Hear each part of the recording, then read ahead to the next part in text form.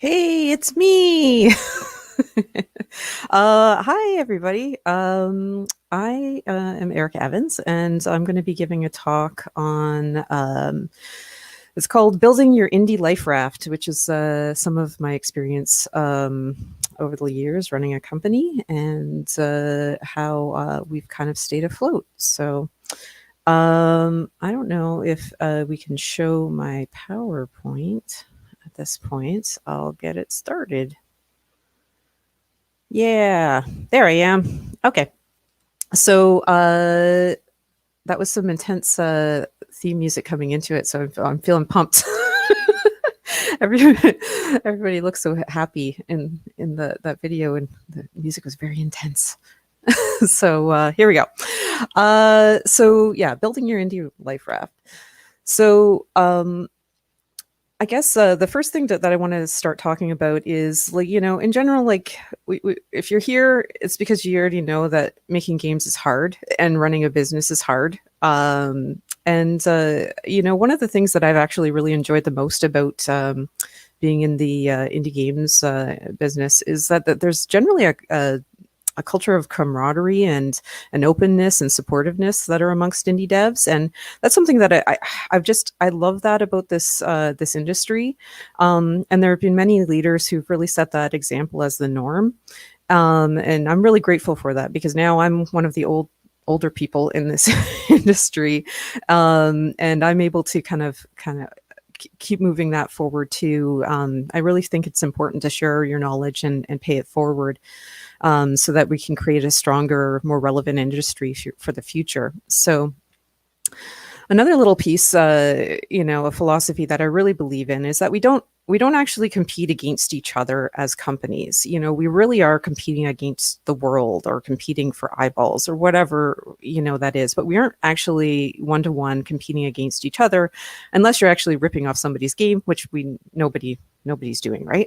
So, the idea that, if I make a puzzle game and you make a puzzle game, my puzzle game doesn't actually take away from your puzzle game. What it does do, is it actually increases the potential for all puzzle games, because my puzzle game is good. People will play it and be like, yeah, I like puzzle games. Maybe I'll play another one. It's about making more room for more love, increasing potential, not taking away. So those are kind of like some philosophies that I generally have about, how I approach this industry, how I approach business. So if I haven't scared you away yet, I'll get to the crux of my talk, which is more about how studios can work together to strengthen your own individual business, but then as well, kind of getting back to that, making the entire industry stronger and more relevant. So some of this is, tried and tested, and some of it's more kind of philosophical thought process. But the general idea is that building a big company is always risky, and this philosophy will help companies who would like to stay small and agile be competitive in the industry, by finding buddies to work with. So, because in general, everything's always better with buddies, right? So a little bit about me.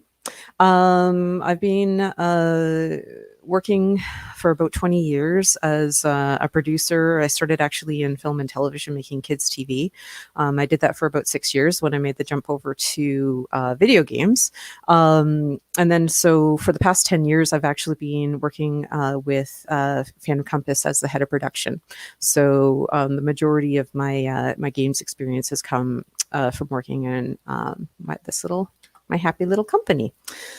So a little bit about my happy little company. So Phantom Compass, we're a Canadian indie dev. We've been sailing these seas since 2008. We actually mix it up a little bit. We create original games as well as provide game development services for other companies. This is something that's worked for us. We are also a generalist company. This is something that we've decided as on purpose, not specializing into one genre or another over another. We're also a Unity dev house, which is made it easy for us to make games for most major platforms. So our original games that I've got up here, some of them they're quite varied as well. We've got a pinball RPG all the way down to a car combat game, and most recently we're actually currently developing Traversal, which we announced a few weeks back actually, and it's a puzzle game. So very, very different. And we've also served a wide variety of clients over the years. Like we've worked with ad agencies, film and television producers, educational institutions, medical, and of course our favorite clients to work with is game devs. So we've kind of we have quite a broad and varied client base and portfolio base. So all this to say, our story really is about a company that has survived into its 12th year without a hit. So, that's an interesting story, I think, and a story worth telling, because I think it's something that is an okay thing to strive for, because it is hard. It's hard to survive out there. All right. So here is kind of where we kind of started on our journey to slow growth and survival. Over the years, we have been, I've been with the company for 10 years. It's 12 years old now. But we've had many moments in the company where I like to call them stop, pivot, or go moments. So I do this in game dev as well, where those moments where you're going to stop and assess. And either you're going to stop and assess because you actually have time, because you have, calm and you have prosperity, and you're like, I'd like to chart my course more carefully. Sometimes those stop, pivot, or go moments are times when you're also maybe in a more dangerous spot where you only have a few weeks of cash flow, for example, or you have a tough, decision whether to take on a risky project versus, going without. So in those times, we've actually never hit a stop moment. So that's why we're still here. But there's been definitely lots of pivot moments where we've decided to change course, and even some where we were realized that the course that we're on, we're good and we could just keep moving forward. So the things that have kind of helped us kind of get through all of those moments was number one, knowing where we're headed. So definitely knowing what you want out of your company and where you'd like to be. And then the other one that has become more and more key to, or at least I've realized over the past few years that it's been key to our survival, is buddying up.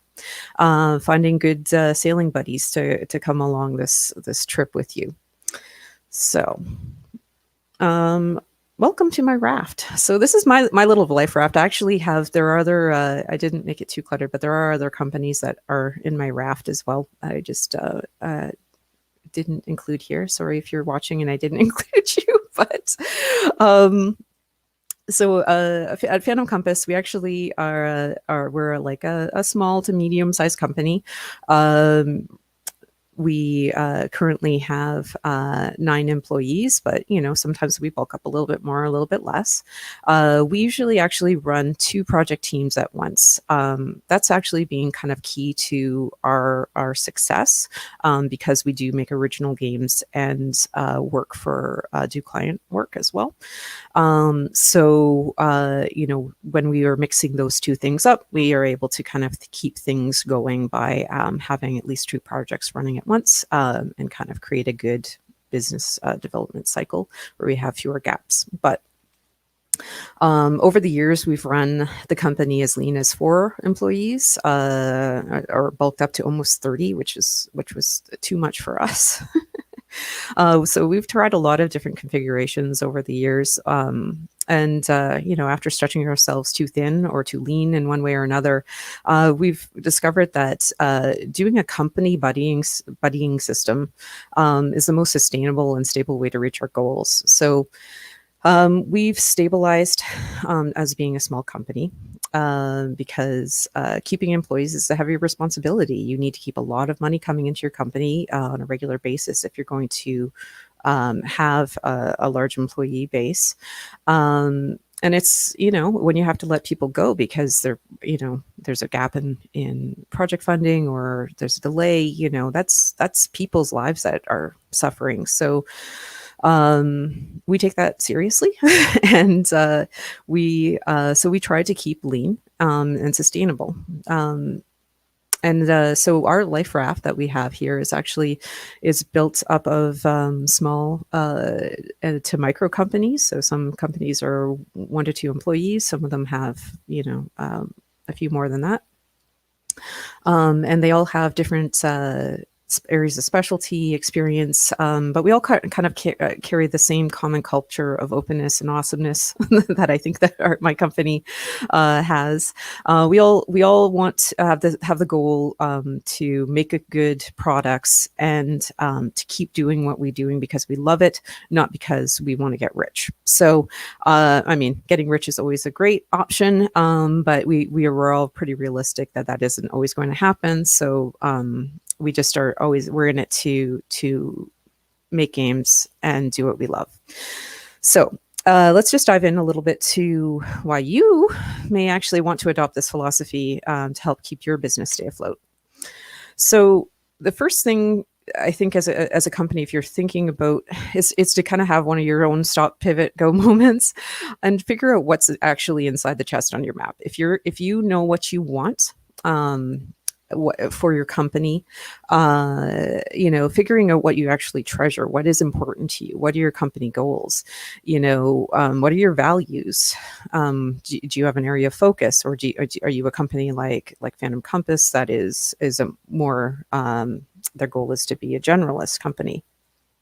Figuring out and literally writing this down with your partners in your company or your employees, if you're kind of managing things alone, is super important. So it kind of helps get everybody aligned. And while we made the decision to be more of a lifestyle company, and to be a generalist company, maybe that isn't your goal.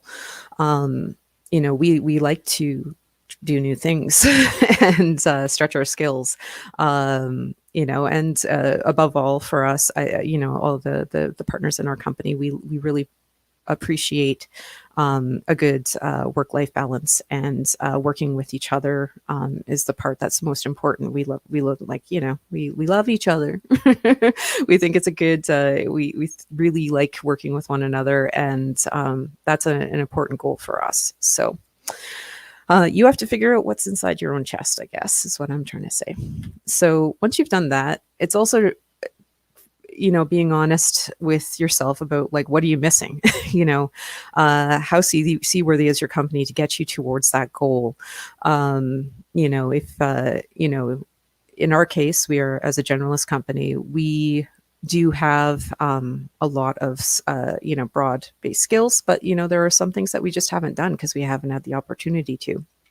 Do a skills assessment, look into what are your know what as far as talk to your employees about what do they do even as hobbies, or on the side, even if it hasn't been a part of your company experience. Think about soft skills too. Do you have the person who is the one that is good to be putting forward in pitch sessions or in talks, those kinds of things. Thinking about those kind of the company as a whole for all of the things you do, not just development, and kind of really getting down to what are your pain points and what are your strengths, so you know what you have to offer and where you need help. So and with your resources too, thinking about not just your there's people resources, technical resources, physical resources, equipment, those kinds of things. So you might find gaps there that you hadn't really considered. But if you look at that through the lens of where you want to be, you might discover that you might have some gaps there, or things that could be better. So, buddy up to shore up. Just a shout out to Adjective Noun Studios. They just actually launched Fisherman in the Sea on Android and maybe on iOS as well. I'm not sure. On the weekend, this is a company. Actually, one of my employees actually runs this as a side business, so it's a really good game. um, so over the years, we've been able to take on project work that we wouldn't have been able to do without buddying up. And this, which is also then kind of also further increased our base of experience and allow us to bid successfully on more projects. So that's just kind of like one thing that has helped our company. Another good reason to consider buddying up with other companies is that when you can combine your skills and strengths together, you can kind of become like an Uber company, and you don't have to have all of that that skill based in-house yet, and you can still kind of go for those jobs that require or take on projects that require kind of maybe that would be more technically risky than it would be to do on your own. So it also gives you the flexibility to run multiple project teams or run bigger projects without having to bulk up your core team to an unruly size or an unmanageable size. You can still keep your core team lean and agile by adding team members or full studios to your project resource list. So and the one thing here that I'm going to point out is that when you're working with a company or even members from another company that have worked together before, there's so much more efficient than people who are individuals who have never worked together. There's just a lot of efficiency and less oversight that's needed into those team members who've already figured out how to work together, because I mean, let's face it, working together is sometimes not the easiest thing to do for all people, and just figuring out shorter paths to understanding between team members can be a great asset when you're trying to get something done well and quickly and efficiently. So I think the other point that I wanted to make here too is that, when you're combining your strengths, your own internal company strengths with other company strengths, like you can go for bigger fish potentially. Maybe you've been stuck at a certain kind of like level of client. You're having to. But one thing that's happened to us when our company was younger was we were doing this is when Flash was a thing and we were doing small Flash projects, and Tony, my CEO, realized that when we were doing those projects, we would have to do like 20 projects in order to keep the company running. 20 projects in a year, that's a lot of projects, that's a lot of overhead for bringing in new clients, just keeping things on board and meeting versus, if we were able to work on bigger, longer term projects, we would have so much more efficiency and stability, right? You're always constantly on the business cycle. So that's where we started thinking about buddying up to go for bigger projects and those kinds of things. So it's just some considerations, and I'll go into a few others a little bit further in. So I'm going to get into a little bit more of like the why it's important to work with other studios and why that just makes sense. So I think beyond some of the things I've already talked about already, is it really comes down to being the master of your own biz dev cycle and spreading out the risk. So the basic idea is that you want to curate a collection of kind of friendly companies that are similar to you, have some overlaps in skills and some specialties that maybe you don't have. But each company is going to maintain their own autonomy. each of the companies would mutually agree, kind of like, it's just you're talking, you're, maybe just having a drink together when you can have drinks together, or whatever you're doing. But you're going to talk about, you find companies that can mutually agree to kind of work together as often as they can, because it's beneficial for you all. So each company normally is going to be going independently out and raising money, keeping their business afloat. But realizing that that cycle of raising money and pitching and then developing the product when you're successful, and if you're successful, kind of everything kind of takes time. And if you're a small company like ours, you're likely going to be often torn between doing the actual production work and doing the business development that needs to be done, while you're still wrapping up your last project. So, to keep that, cycle going, there's sometimes you end up with gaps, and sometimes the gaps are big and scary, and sometimes they're not survivable. So, I realized when I was putting this talk together, is I had been using the term "too many irons in the fire" as many irons in the fire, and I realized that when I was looking that up, I was like, oh yeah, too many irons in the fire actually puts the fire out, makes it it kills it. It's as a blacksmith term, but for my company, trying to keep the lights on, we always have to have a lot of leads, and it is the thing that kills us often, is that kind of give and take between maintaining leads and keeping development going. So here I'm going to give some examples here, in this kind of like silly idealistic way, but simplified, I guess, for hopefully it'll make sense. So I've just put this timeline, kind of a silly timeline together with company A, B, and C here. So company A, over 5 years, in their first year of development, saying they're a brand new company, it takes them nearly a year, but not quite a full year, to raise funds to develop a project. And they're going to take about just over a year to develop that, so that in year 2, they're going to ship their first product.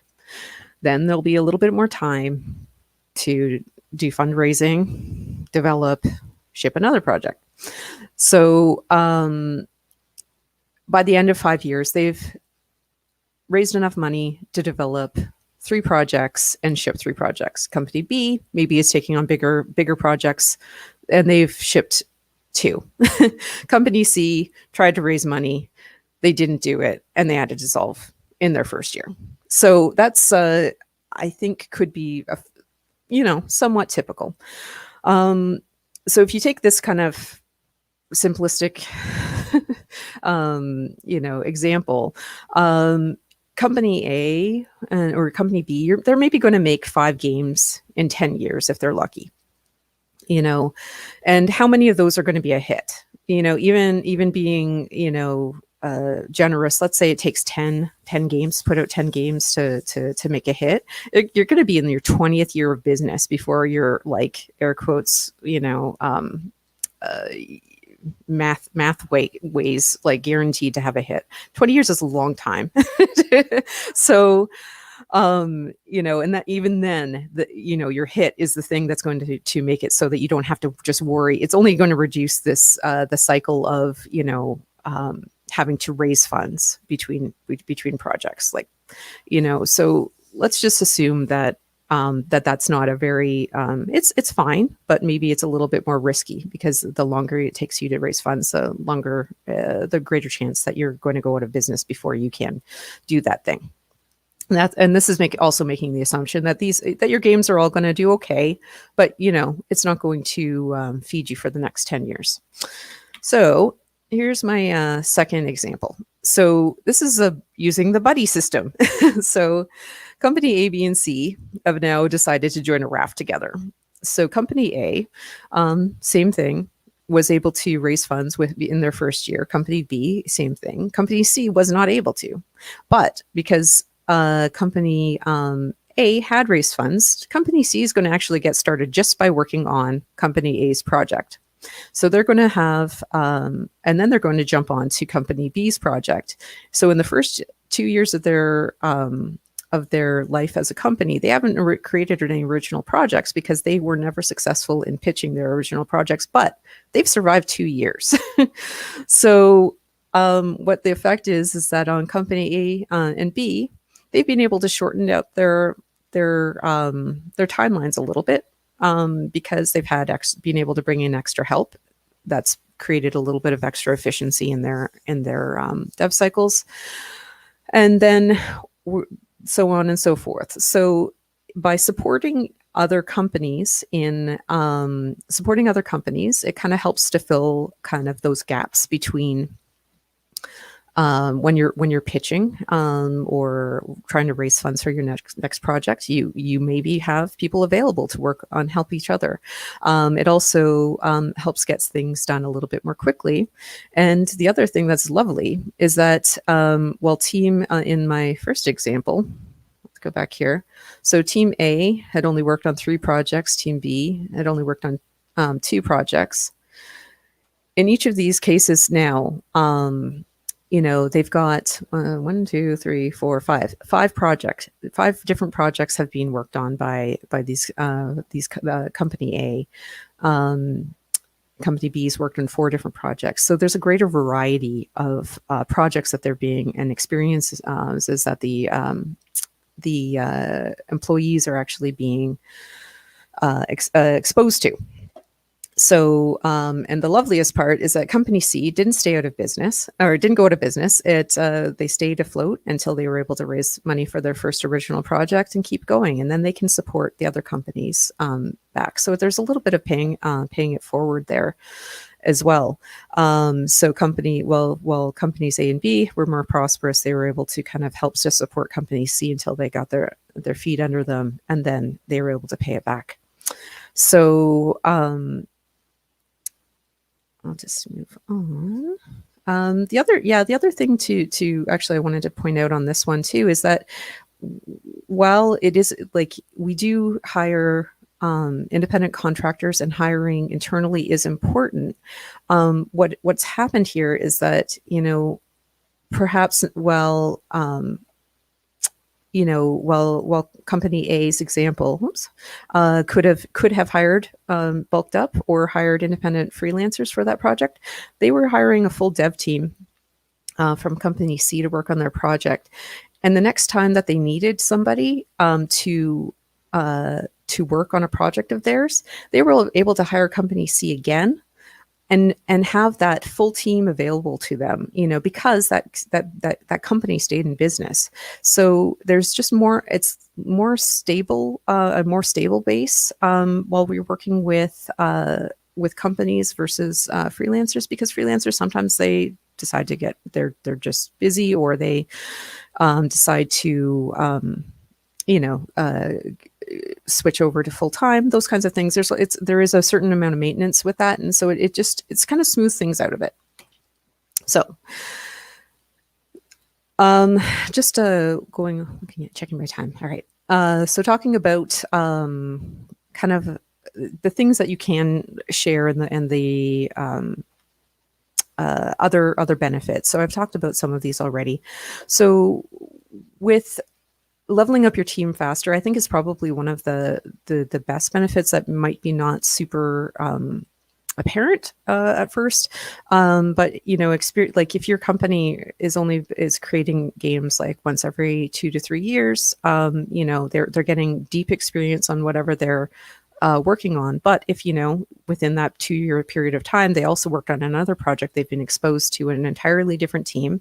That's great for juniors, especially because they're broadening their experience base more, and it's even super beneficial to seniors, because when you're working with an entirely different company, that other company already has their senior developers. So it's and when you're a small company, sometimes you only have like one senior developer or one senior designer, one senior, and bringing on another company that has also other seniors to share senior level experience with is it's pretty important.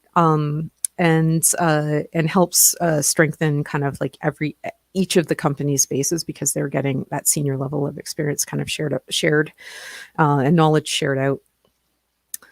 So another benefit, is to, like, you can ship more titles. Maybe depending on the structure of how you've decided your teams have worked together. Maybe it'll be a co-production, or maybe it'll be, something where you're able to really hype it up. Sometimes not. Sometimes it's just like a smaller gig or whatever, but sometimes that is a good opportunity for both companies to share that. And I think the main thing is that I was showing is that you're really reducing the financial gaps for the other companies, keeping the other companies alive so that they can be there when you need them the next time is important, and vice versa for your own company to work with others to reduce your own financial gaps. So the other point is reducing technical risk.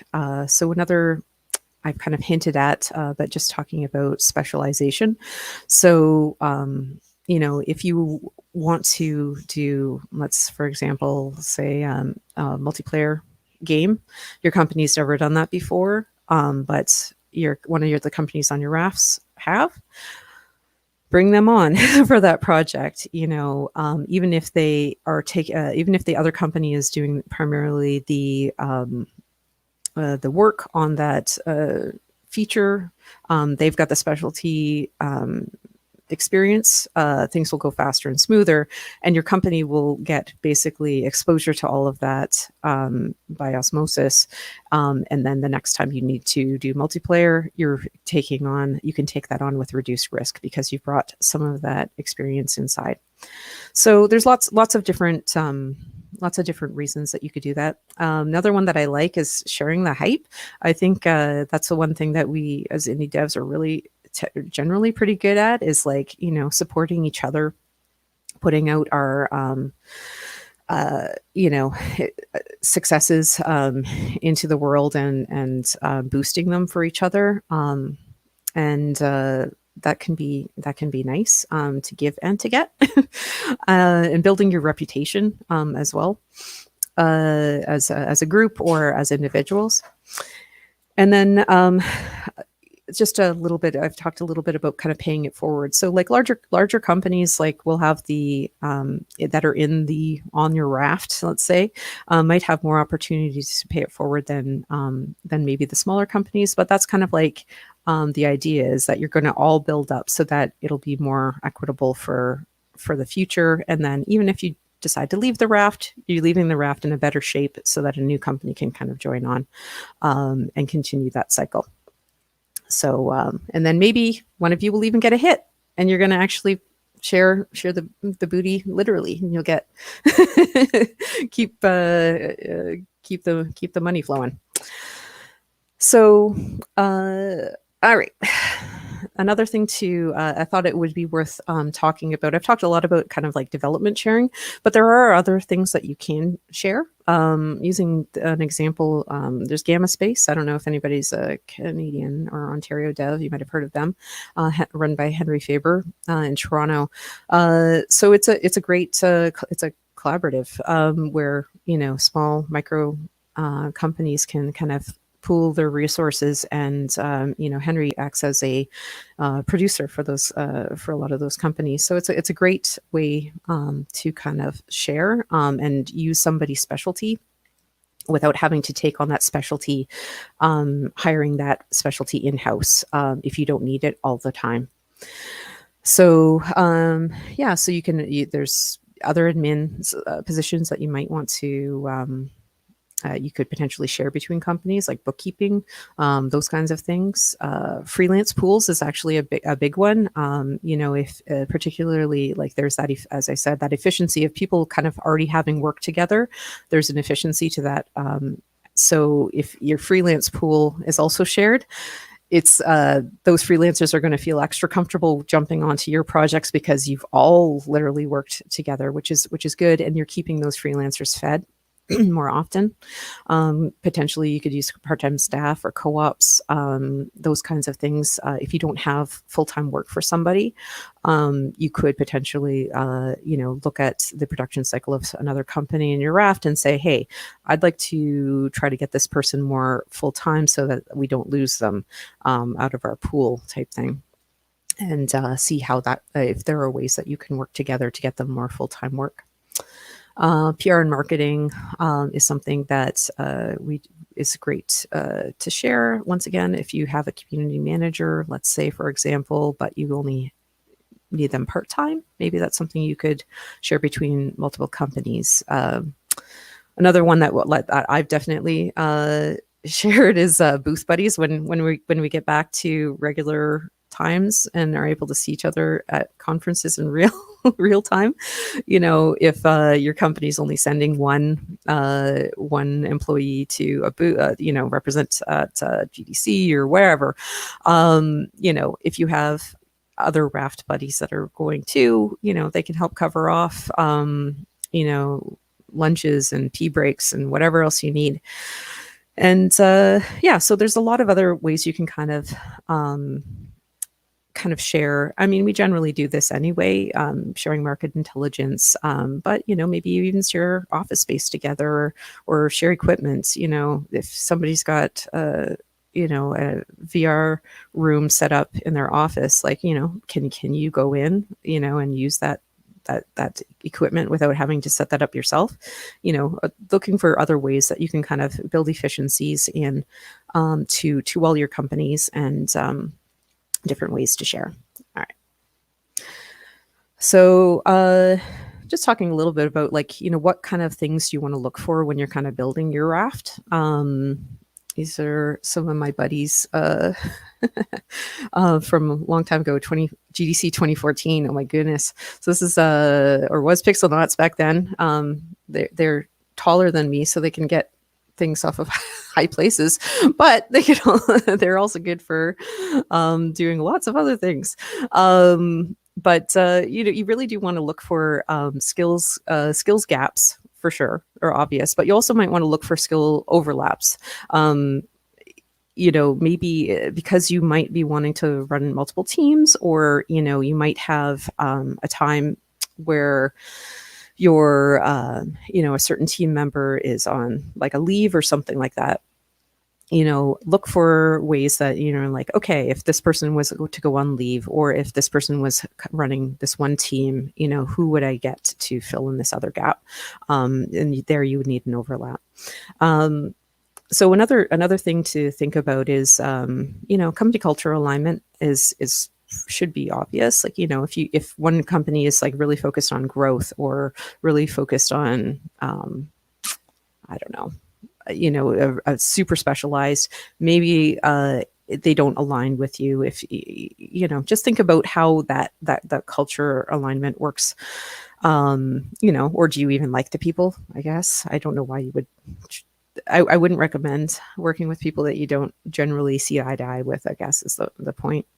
And then project cycles. Think about how does how do the other companies' project cycles work? Do they tend to work on small projects or long projects? Do they often have, do they also run multiple teams, or do they run single teams? Do they have particular, do they have gaps as well that, you could take advantage of? So kind of figuring out, or at least discussing with these other companies, the heads of those companies, how do they work? In Canada here, we have funding from the government, which is wonderful, but that does it also ties you to a certain project cycle. A lot of companies are tied to that same cycle, and how does that work with your company? So this should probably go without saying, but maintaining good relationships, and that sometimes is just like, just popping on and saying, hey, what are you up to, what are you guys working on, being a little bit social, being open and talking about what is kind of what you guys are thinking, or is what's coming up for you, without getting into too much into each other's business. But sometimes there are things that you can't share, but generally, like if you're going to be on a raft together, you want to be fairly open with each other, and making sure your expectations are aligned. Setting forward, like, what do people want to get out of this relationship? What is the give and take? Is it going to be for paid work or deferred or discounts? Is there a discount that you can, like, friends and family type thing? It's like, if we're working for each other, maybe it's this, I normally charge this, but this, what is it that you guys are going to all kind of like work together? And then also figuring out, like, how many people, how many relationships do you want to share? And your raft might, with one, it does not have to be the same raft for all of the companies either, but it does help if your raft significantly overlaps with theirs. So, we haven't had actually anything bad ever happen, knock on wood, with these companies. But I did want to address, like, what happens if, bad things sometimes happen, right? And if you have certain expectations with different companies that you're working with, what do you do when something goes wrong? And I think, what is the saying? The best defense is a good offense. Make sure you have legal contracts in place. I've been trying to think of ways that we can work together always in the best of light, but we always just hire people as with legal contracts, and we talk through, like, what happens if, right? Like, if a bigger opportunity comes up that is obviously better for this company and they have to back out, what, is that okay? Or is it going to totally screw you over? Being fair and responsible raft members yourself, is something else to, like, if you're under, like, people are coming to you with an offer or a request, making sure that that you were also giving people the same fair treatment that you would expect. Don't make assumptions. Really talk through what the relationship is going to be with those with everybody, and stay open and honest, and do that. That's another one of those, stop, go, pivot type moments. Like, if something's not working, or if there's something like uncomfortable happening, you have to be okay with being open and honest with the people that are there, because nothing lasts forever. And it's okay sometimes if you break up your raft, if there's a mismatch, but really just try to do that in the most fair and equitable way, when there's a conflict, because burning bridges never helps anyone. All right, so plot your course. I threw in a picture of Raft. I don't know if anybody knows Red Bead Interactive, but I always thought this game was hilarious. So to wrap this up, if you're going to take on this philosophy, just know where you want to go, what you actually want, what you have to offer, what you need. Those are kind of the core things that you're going to work off of to build out your raft of companies, and then finding companies that align well with you, thinking about all the different ways that you overlap or contrast each other, and then also keeping those strong relationships going, talking often, frequently, like have a Discord with all of them. That's what we do. And then hopefully, fingers crossed, you'll all sail the seas to prosperity and with a bit more security, and I'll stay afloat together. So I'm done with my talk, and I have 10 minutes, nope, 15 or 5 minutes to go, I guess. So I guess I'm open to questions if there are any. I will pop up some questions. Hi, Ericka. Yeah. Hey, Dan. How are you doing? I'm good. Okay, so you're a fan of Compass. How long you been a fan of Compass? 10 years. I'm on camera, babe. Oh no. Yeah. Yeah, I've been with Phantom Compass has been around for 12 years, and I've been for over 10 now. So, oh, can you hear me? I can't hear you. Yeah. Oh, sorry about that. Uh, I told you what time. We didn't see anything, I swear. We didn't see anything. You saw some shoulders. Okay. Yeah. So how long have you been in Phantom Compass? It's about 10 years now. About It's 10 been, years. yeah. So I'm in. They're in it deep. Okay. I'm So in it deep. we have a question here from Aaron B. Hinklin on LinkedIn. How has the move to co-production by many publishers as opposed to work from home affected Phantom Compass and your Raft? That's a good question. I think I'm assuming it means work for hire and it's not work from home. I'm not sure, but I will answer it that way.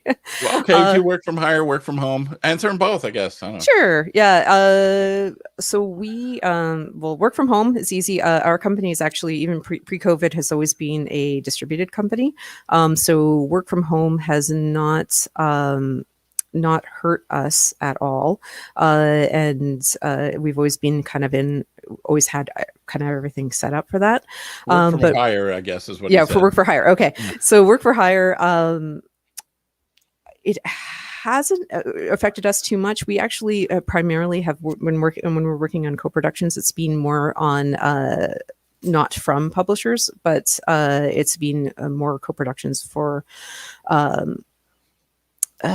what do you call like project work that is independently what do you call funded or otherwise. So I don't know if I can actually say that it just hurt us or helped us, because it's just kind of we have not super tapped into it.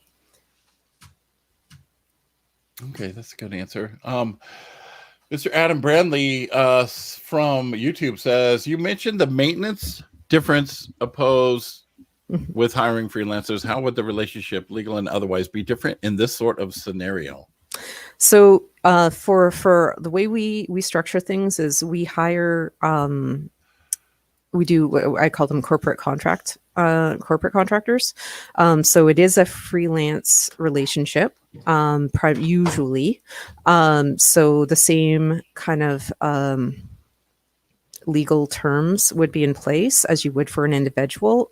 But what you are getting instead is either a company or a part of a company to work with. So it's just like the legal agreement is a little bit different. It has it is a different legal agreement than we have for individual freelancers, but it's something I would just get a corporate lawyer to talk to about that. All right, let's see. We've got another question, and then if anyone else has some questions, we can still have a little bit of time. I have to go get ready for the next broadcast. But Ethan Grant, how from YouTube, how has your perception of trust changed while exploring new modes of cooperation? And thank you for the helpful presentation. Oh, good. I'm glad you thought it was helpful. So, perception of trust. You know, it's funny. I think that trust is 100% the basis of all of these relationships. If you don't have that, the one thing that's interesting, or at least worth noting, is that all of the companies that are on my Raft are people that I've worked with or have met with many, many times. There's nobody on my Raft that is kind of like being like an outsider. Like it's people that I've had dinner with, or, you know, they're people that like I know them as individuals as well. Including like my husband's company, like know him pretty well. He's on my Raft. So with the trust, trust is kind of core to that.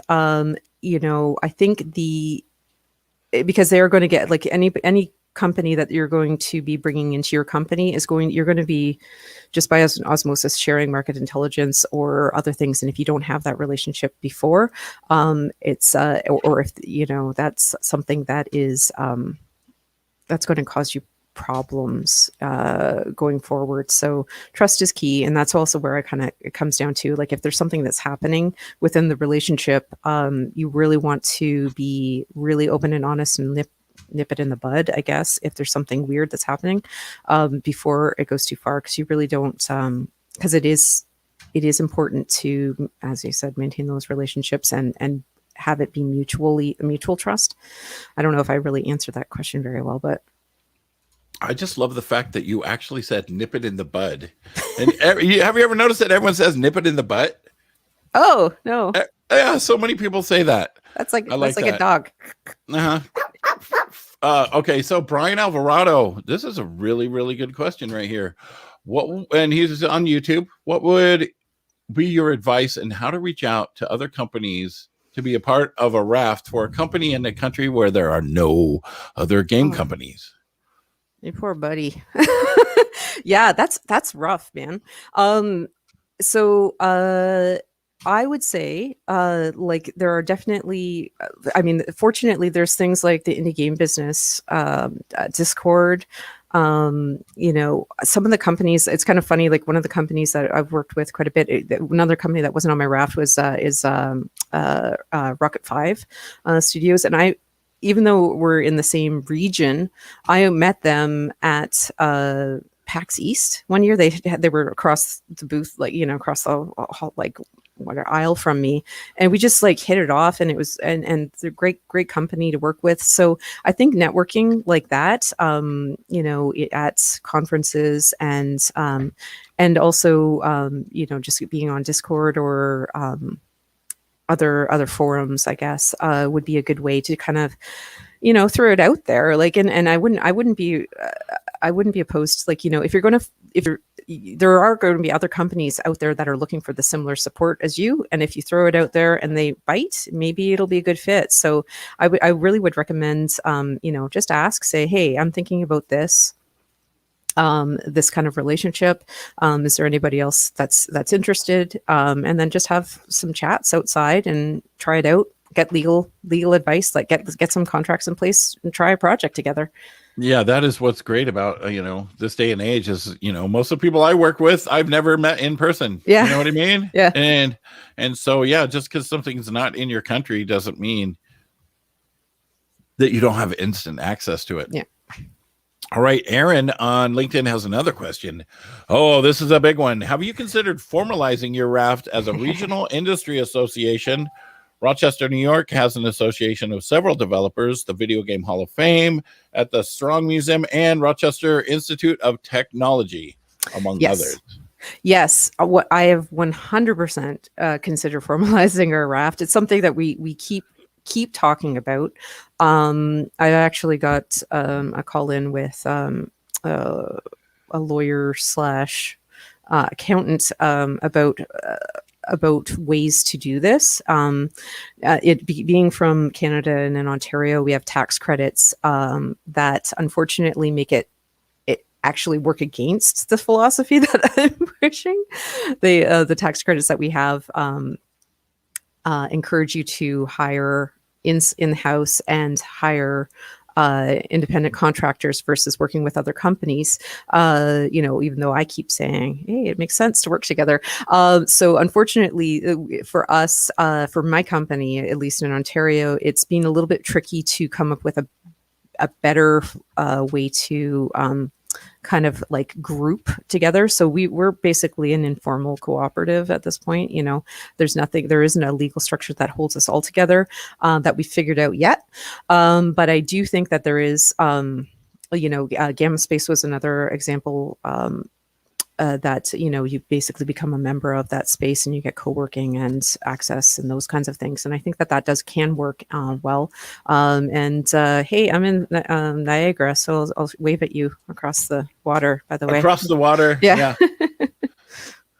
All right. Well, I would love to continue and add some more questions, but I have to get over and get the other stream ready. We've got the Gamers Yeah. Yeah, that's going to be an awesome talk coming up. So thank you so much. And you know what? If you want to hang out in our Discord, discord.gg/indiegamebusiness, there is a hashtag post session chat in there. If you wanted to hang out, then people can ask you questions there and you can feel free to answer them with whatever. That would be amazing, Ericka. Yeah, happy to connect. All right. Thank you so much. And a Game of Hers is coming up. That's going to be an exciting panel. All right. Thanks, Indy. everyone.